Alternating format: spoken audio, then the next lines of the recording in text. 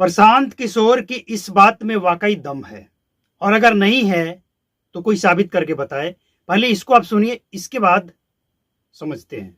जात है या जात नहीं है, जात को इनकार नहीं कर सकते हो। अगर लालू जी जात की राजनीति करते तो ये कहते कि यादव समाज में जो सबसे काबिल आदमी है वही आदमी बिहार का मुखिया बनेगा और सारे यादव समाज के लोग हम लोग को वोट दीजिए। लालू जी ये तो नहीं कह रहे हैं। लालू जी ये कह रहे हैं कि मेरा लड़का राज्य का मुखिया बनेगा और सारे यादव समाज के लोग आप लोग हमको वोट दीजिए। तो लालू जी तो अपनी राजनीति कर रहे हैं, अपने परिवार अपने बच्चे की राजनीति कर रहे हैं। जाति आपके हमारे दिमाग में है। देखिए, प्रशांत किशोर जो कह रहे हैं इसको कोई गलत साबित कर दे, ये कोई बड़ी बात नहीं है।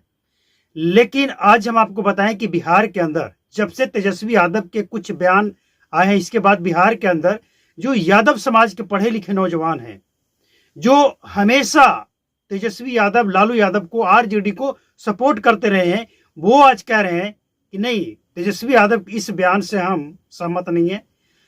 क्या हम मुसलमानों का चौकीदार बनकर रहेंगे? और सबसे बड़ी बात कि बहुत से युवा हैं, यादव युवा पढ़े लिखे, जो चाहते हैं कि उन्हें भी आरजेडी पार्टी में एक मौका मिले। लेकिन आरजेडी का ये चाल चरित्र है कि आरजेडी में लालू यादव चाहते हैं कि कोई युवा जो तेजस्वी यादव को टक्कर दे, ऐसा तेजस्वी यादव के सामने, तेजस्वी यादव से आगे निकलने का कोई प्रयास नहीं करे। ये बिल्कुल सच है।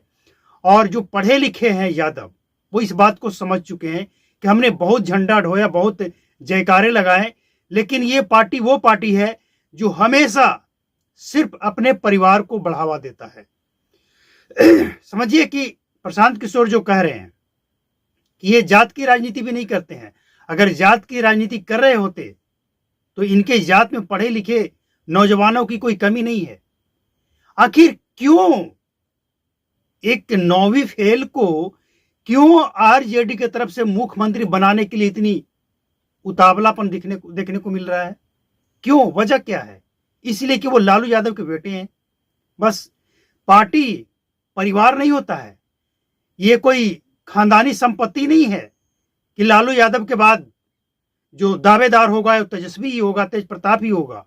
ये पार्टी है, और पार्टी को बनाने में लालू यादव की अकेले भूमिका नहीं है। पार्टी किसी एक व्यक्ति से नहीं चलता है। पार्टी को चलाने के लिए सबको एक साथ काम करना पड़ता है, चाहे वो कोई भी पार्टी हो। तो जाहिर सी बात है कि इस पार्टी में, आरजेडी में, यादवों ने भी अपना योगदान दिया होगा। तो क्या वो नहीं चाहते हैं कि उन्हें भी मौका मिले? लेकिन आरजेडी वो पार्टी है जो अपने परिवार के अलावा किसी को भी टिकट दिया भी जाता है तो नौजवानों को नहीं। मतलब तेजस्वी यादव के सामने आपने देखा होगा लोकसभा चुनाव में, विधानसभा चुनाव में, तेजस्वी यादव के अलावा कोई युवा चेहरा को आगे नहीं किया जाता है रैली के लिए। हो सकता है बोलने में तेजस्वी यादव से वो अच्छा बोल दे, सोशल मीडिया का जमाना, वो पॉपुलर हो जाए और फिर लोग डिमांड कर दें। ये बिल्कुल सच है कि आरजेडी में बहुत ऐसे नौजवान हैं, यादव हैं, जो पढ़े लिखे हैं। वो चाहते हैं कि जिस तरह से तेजस्वी यादव को राजनीति में मौका मिला है, हमें भी मिलना चाहिए।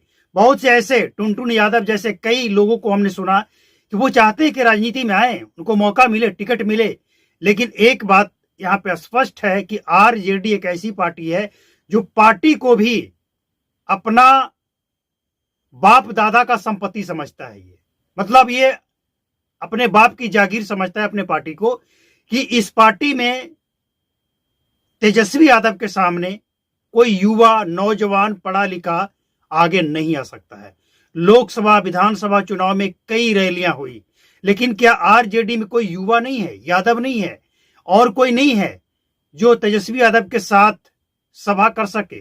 लेकिन किसी को मौका नहीं दिया जाता है आरजेडी में, सिर्फ तेजस्वी यादव। लालू यादव के बारे में प्रशांत किशोर जो कह रहे हैं, क्या गलत है? अगर गलत है तो कोई आरजेडी का नेता इसे गलत साबित करके दिखाए।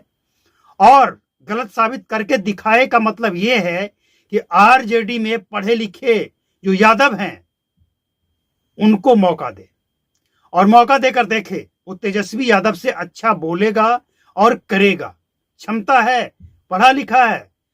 लेकिन नहीं, तेजस्वी यादव लालू यादव के बेटे हैं, तो लालू यादव की जो संपत्ति है वो तेजस्वी यादव की ही होगी, दावेदार वही होंगे। लेकिन संपत्ति और पार्टी में फर्क है। पार्टी को बनाने में कई लोगों का सहयोग होता है, सब लोग मिलकर काम करते हैं तो पार्टी खड़ी होती है और पार्टी चुनाव जीतती है।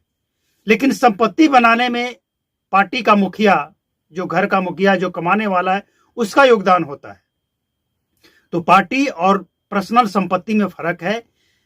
आरजेडी को इस बात पे सोचना पड़ेगा, नहीं तो जिस तरह से यादवों ने अब खुलकर बहिष्कार करना शुरू कर दिया है कि हम यादव हैं, लेकिन तेजस्वी यादव की जिस तरह की भाषा है, लोग यहां तक कह रहे हैं कि जहां पे मुसलमानों की संख्या कम है वहां पे भाईचारा, और जहां मुसलमानों की संख्या ज्यादा है वहां पे कहा जाता है कि मुसलमानों की रक्षा हिंदू करेंगे, हम चौकीदारी करें। यादवों के द्वारा कहा जा रहा है कि तेजस्वी यादव की तरफ से तुष्टीकरण किया जा रहा है, भेदभाव किया जा रहा है खुद यादवों के समाज के साथ। तो आरजेडी में जो लोग झंडा ढो रहे हैं, जयकारा लगा रहे हैं वर्षों से, और पढ़े लिखे हैं, योग्य हैं, उनको मौका मिलना चाहिए। ये पार्टी है, संपत्ति नहीं। इसीलिए लालू यादव की पार्टी अकेले की पार्टी नहीं है। मुसलमानों का दावा है कि लालू यादव की जो आरजेडी पार्टी जिसे कहा जाता है, ये मुसलमानों ने बनाया है। मुसलमान अगर आरजेडी को वोट नहीं करता तो ये पार्टी बिहार में कहीं नहीं होता। तो सबका अपना अपना दावा है, लेकिन सच्चाई ये है कि तेजस्वी यादव अपने पार्टी हो या उनके सहयोगी दल हो, किसी भी दल में वो अपने मुकाबले, यानी जो तेजस्वी को टक्कर दे, ऐसा चेहरा वो देखना नहीं चाहते हैं। और यही कारण है कि जो पढ़े लिखे यादव हैं खुलकर विरोध करना शुरू कर दिए।